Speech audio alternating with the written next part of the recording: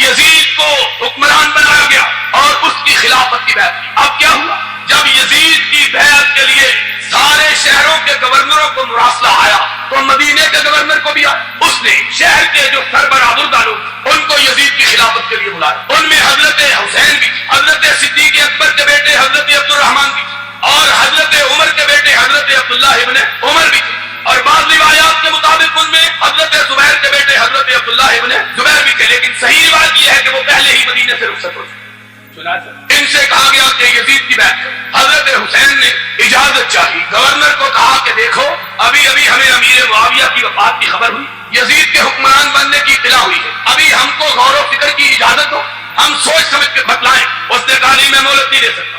حضرت حسین نے کہا مجھے صبح تک مہلت چاہیے. اس نے صبح تک مہلت دی. حضرت حسین رضی اللہ تعالیٰ عنہ نے رات کی تاریکی سے فائدہ اٹھا کر مدینے سے کوچ کر آپ مکہ مکرمہ.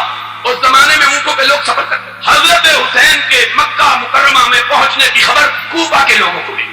حضرت معاویہ کی وفات کے بعد یزید کے دور حکومت کا جب آغاز ہوا، حضرت حسین چھپ کر مدینہ طیبہ سے نکل کر مکہ مکرمہ کی طرف آئے. کوفہ کے لوگوں کو علم ہوا، وہی کوفہ کے لوگ جو حضرت علی کے پارٹی کے لوگ تھے. انہوں نے جناب حسین کی خدمت میں خط لکھے، حسین تم نے بہت اچھا کیا، یزید کی بیعت نہیں کی.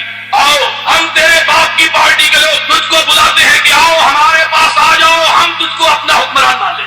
خط پہ خط آنے لگے، ہر روز خط. ایک دن اتنے خط آئے کہ شیعہ مورخ مفید نے لکھا ہے کہ حضرت حسین کی بوری بھر کے اتنے خط آئے ہر روز کہ آ جائیے ہمارے پاس، آ جائیے ہم آپ کو اپنا حکمران ماننے کے لیے تیار. آخر کار 18,000 کے قریب خط آئے حضرت حسین نے سوچا کہ یہ لوگ اتنا مجبور کر رہے ہیں، چلنا چاہیے. ساتھیوں نے مشورہ دیا کہ خود نہ چلیے، پہلے کسی کو اپنا نمائندہ بنا کے بھیجیے کہ حالات تو دیکھیں حالات کیا. حضرت حسین نے اپنے تایا کے بیٹے حضرت عقیل جو حضرت علی کے بڑے بھائی سے 10 سال بڑے، ان کے صاحبزادے مسلم ابن عقیل کو کوفہ میں کہ جاؤ جا کے حالات کا پتہ کرو، حالات کیا. بات لمبی ہو جائے گی. مسلم ابن عقیل بھی نوجوان آدمی تھا. کوفہ کے لوگوں کے جذبات دیکھے، ان کے بہلاوے میں آ گئے. حسین کو خط لکھا، حسین انتظار نہ کرو، فصل پک کے تیار ہو چکی ہے، کاٹنے والے کا انتظار، جلدی سے آ جاؤ. اب ذرا جو بات بتلانا چاہتا ہوں وہ سن لو. جب حضرت حسین نے کوچ کا اعلان کیا مکہ مکرمہ سے، اس دن ذی الحجہ کی 8ویں تاریخ. ذی الحجہ کی کتنی تاریخ تھی؟ 8ویں تاریخ. اور کوئی حاجی یہاں موجود ہوگا، اس کو پتا ہے 8ویں ذی الحجہ کو کیا ہوتا ہے؟ 8ویں ذی الحجہ کو یہ ہوتا ہے کہ مکے میں جو حاجی گئے ہوتے ہیں وہ حج کا احرام باندھتے ہیں اور مینا کی طرف احرام باندھ کے نکلتے ہیں. حج کے دن کا پہلا دن کون سا ہوتا ہے؟ 8 ذی الحجہ. 8 ذی الحجہ کو جب لوگ احرام باندھ کے مینا کی طرف جا رہے تھے، حضرت حسین نے اپنے قافلے کو لیا اور کوفہ کی طرف روکی. لوگوں نے پوچھا حسین لوگ حج کے لیے جا رہے ہیں، تم کہاں جا رہے ہو؟ فرمایا مجھ کو میرے باپ کے شیعہ نے بلایا ہے، میں کوفہ میں جا رہا ہوں. حضرت عبداللہ ابن عباس جو حضرت حسین کے چچا تھے، حضرت علی کے چچا کے بیٹے، ان کو پتا چلا حضرت عبداللہ ابن عباس ان کو 3 مقام حاصل ہیں. ایک یہ کہ حسین کے چچا، دوسرا یہ کہ یہ وہ شخصیت گرامی ہے جن کا نام لے کے نبی نے ان کے لیے دعا کی تھی، اللہم علمہ القرآن وفقہہ فی الدین. اللہ عبداللہ ابن عباس کو دین کی سمجھ عطا فرما. تیسرا یہ حضرت علی کی فوجوں کے کمانڈر ان چیف رہے. 3 حیثیتیں. عبداللہ ابن عباس کو پتا چلا، بھاگے ہوئے آئے، حسین کی اونٹنی کی مہار تھام لی. فرمایا حسین کہاں جا رہے ہو؟ کہا کوفے کے شیعوں نے بلایا ہے. فرمایا جن شیعوں نے تیرے باپ سے وفا نہیں کی تجھ سے وفا کیسے کریں گے؟ نہ جاؤ. حسین جانا ہے تو کسی اور جگہ جاؤ.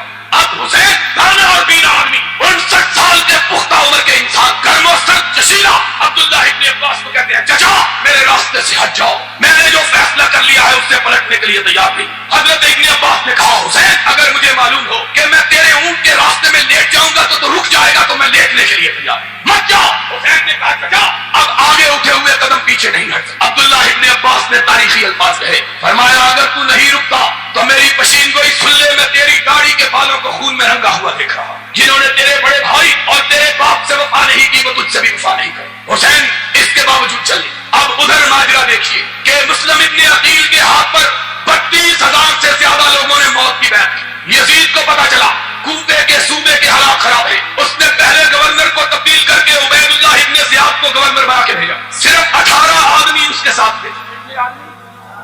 عبداللہ ابن عبید اللہ ابن زیاد اس زمانے میں جب کہ کوفہ کی ہر گلی، ہر بازار اور ہر گھر میں حسین کے نعرے لگ رہے تھے، ان دنوں میں صرف 18 سپاہیوں کے ساتھ عبید اللہ ابن زیاد نے کوفے میں قدم رکھا.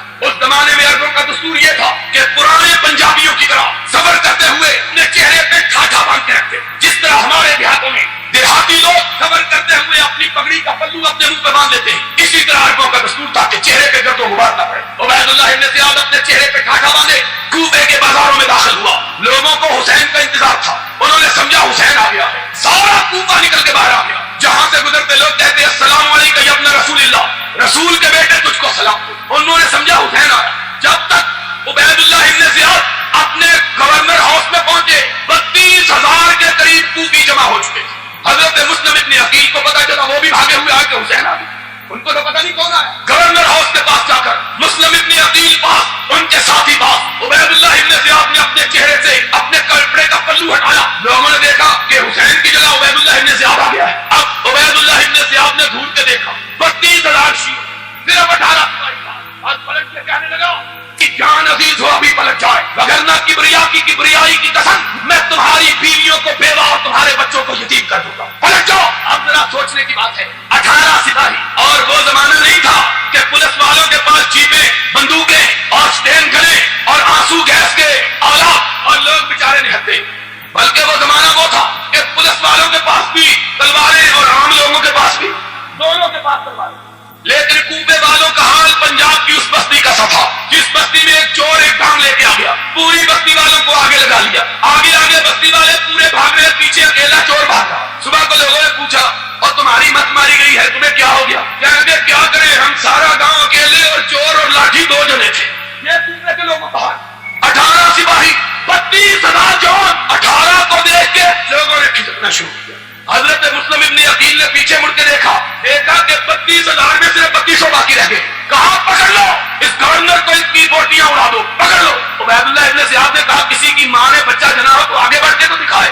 یہ کہنے کی دیر تھی کہ عبید اللہ ابن زیاد نے یہ لفظ نکالے، مسلم ابن عقیل نے دیکھا کہ صرف 32 آدمی ساتھ ہے، اب ذرا اور آگے بڑھے، جاؤ الشام شیخ مفید کی، اعلام المراق تبرسی کی، الفصول المحبہ ابن سباق کی، کشف الغمہ اربلی کی، تمہاری کتابیں اٹھاؤ، کوئی مقابلہ کوئی لڑائی نہیں ہوئی۔ تھوڑی دیر گزری، مسلم ابن عقیل نے دیکھا کہ تنہ تنہا کوفہ کے بازاروں میں کھڑا ہے، کوئی ساتھ باقی نہیں بچا، مرد اجنبی تنہا غریب الوطن، کوفے کے راستوں کو بھی نہیں جانا، پتہ ہی نہیں راستے۔ اب بھاگا، اس کی تو بالکل یہی مثال ہے کہ میرے جیسا آدمی شاہباز میں آئے، تم سارے بھاگ جاؤ تو میں کہاں جاؤں گا، مجھے تو راستہ بھی نہیں آتا شاہباز، کہاں جاؤں؟ مسلم ابن عقیل کے جائے تو جائے کہاں، ادھر بھاگے، آخر ایک گلی میں گھسے، دروازے پہ دستک دی، اس شیعہ نے جس نے موت کی بیعت کی ہوئی تھی حسین کے بھیا کے چہرے کو دیکھا، اپنے کیواڑ بند کر، دوسرے دروازے پہ دستک، اس نے دیکھا پھر کیواڑ بند کر لی، تیسرے چوتھے بھاگتے رہے، پیچھے سپاہی بھاگ رہے ہیں، تعاقب ہو رہا ہے۔ ایک جگہ پاؤں کو اندھیرے میں ٹھوکر لگی، حسین کا بھائی منہ کے بل گرا، دانت ٹوٹ گئے، منہ سے خون کا فوارہ چھوٹ پڑا، کوئی شیعہ نے علی میں سے خون پوچھنے کے لیے تیار نہیں۔ ساری رات مسلم ابن عقیل کوفہ کے بازاروں میں کوفیوں کی بے وفائی کا ذکر کرتے ہوئے گھومتے رہے، کوئی پناہ دینے کے لیے تیار نہ ہوا۔ پیاس سے نڈال ایک مکان کے دروازے پہ جا کے گر پڑے، چیخ کی آواز گھر والوں تک پہنچی، ایک بڑھیا اندر سے باہر آئی، دیکھا کہ مسلم ابن عقیل جس کے ہاتھ میں کل ہزاروں نوجوان موت کی بیعت حسین کے لیے کر رہے، اس بڑھیا نے مسلم ابن عقیل کو اندر جگہ دی، بیٹے نے کھٹ پٹ کی آواز سنی، پوچھا اماں کون ہے؟ بڑھیا کہتی ہے کوئی نہیں، اس نے کہا مجھے آواز آئی ہے، اس نے کہا تیرا وہم ہے، بڑھیا چھپاتی ہے، بیٹا انکار کرتا، اصرار کرتا، آخر دروازہ کھولا، دیکھا سامنے مسلم ابن عقیل بیٹھا، بڑھیا کی آنکھوں میں ہنستا، کہنے لگی وہ ظالموں، کل تک اس کے نام کے نعرے لگاتے، اس کے ہاتھ پہ بیعت کرتے تھے، آج اس کو مارنے کے لیے دوڑتے ہیں، خدا کا خوف کرو، یہ رسول کے نواسے کا نمائندہ اور رسول کے بھائی کا بیٹا، کوئی ظلم نہ کرا۔ اس نے جلدی سے آگے بڑھ کے ہاتھ کو بوسہ دیا، اس نے کہا میں تو جانوروں کے پیر چومنے والا ہوں، یہ تو انسان ہے، میں تو بڑا فرما بردار خادم خدمت گزار، ہاتھ چومے پاپ چومے، ہمارے تو بھاگ جاگ اٹھے، ہمارے گھر میں نارائن آتی، ہمارے گھر میں دیوتا، ماں بیچاری ہوتا تھا۔ اس نے کہا ہاں کسی کو بتا نہیں، کہا ماں ایسی بات کیا کرتی ہو؟ تھوڑی دیر گزری کہ بیٹے صاحب وضو کرنے لگے، اس نے کہا کیا بات ہے، ابھی تو فجر کی اذان بھی نہیں ہوئی، کہنے لگا ماں شکرانے کے طور پہ تہجد پڑھنے لگا ہوں، آج رسول کے نواسے کا ہرکارہ ہمارے گھر آ رہا ہے، ماں بڑی آج تہجد پڑھنے لگا، کہتا ہے ماں جی چاہتا ہے مسجد میں جا کے پڑھوں نفل، اس مسجد میں جس مسجد کو اس کے چچا علی نے بنوایا۔ ماں نے دروازہ کھولا، وضو کر کے سیدھا گورنر ہاؤس پہنچا، عبید اللہ ابن زیاد کو کہنے لگا آؤ میں تمہارا شکار اپنے گھر میں پھنسا کے آیا،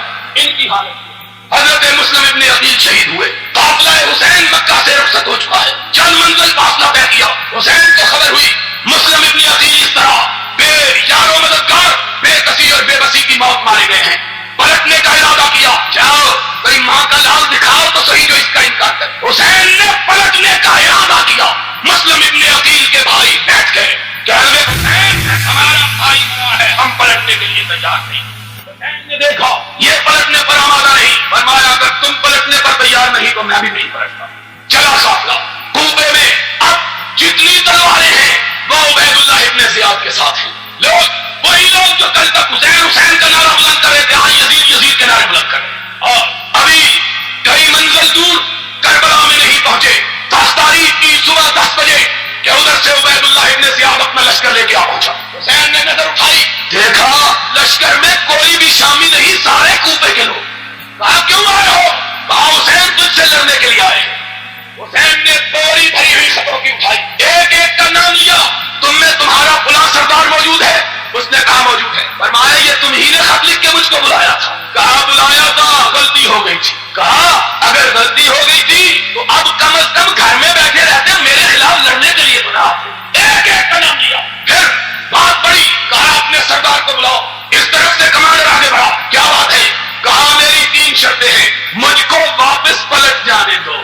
مجھ کو واپس, سنا بات, کہا مجھ کو واپس, میں مکے واپس چلا جاتا ہوں مجھ کو چھوڑ. کہا یہ ممکن نہیں ہے. کہا پھر مجھے بارڈر پہ بھیج دو, کافروں کے خلاف لڑتا ہوا شہید ہو جاؤں گا. میں کسی حکومت کسی خلافت سے تعلق نہیں کرتا, بارڈر پہ چلے جاتا ہوں. کہا یہ بھی منظور نہیں ہے. تیسری بات, کہا مجھ کو یزید کے پاس لے چلو, جو وہ میرے ساتھ فیصلہ کرے گا مجھے منظور ہوگا. اس نے کہا ہم کو یہ بھی منظور. 3 مطالبے کوفیوں نے تینوں مسترد کر دیے, اور اسی لیے ہم حسین کی شہادت کو شہادت سمجھتے ہیں. کیوں؟ اس لیے کہ حسین لڑنے کے لیے تیار